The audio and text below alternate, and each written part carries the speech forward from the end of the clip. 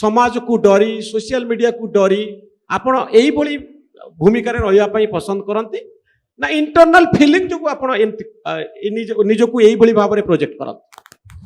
मो घरर शिक्षा मोर संस्कार मोर संस्कृति मोर परंपरा मु गोटे ओडिया घरर झियो आ मो परिवार मते जो शिक्षा देइचंती मु ताको सब बेले ग्रहण करिछि निज जीवन रे कोनोसी परिस्थिति रे मध्य जेते असुविधा जेते समस्या भी आसीछि मु केबे भी मु भांगी पड़ेनी अधैर्य हेई पड़ेनी आपण जेमती कहले मॉडर्निटी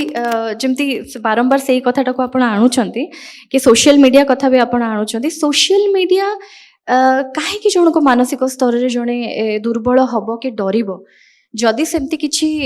मु सोशल मीडिया को किछि भल शिक्षा ग्रहण करे बोली भाबे मु जेतेबेले सोशल मीडिया देखी मु तार कोनोसी नेगेटिव साइड टा कि आजिकल एमती बहुत कथा रहुची जहा कि तो लोक चिंता करू नाहांती लोक भाबू नाहांती लोक हजार हजार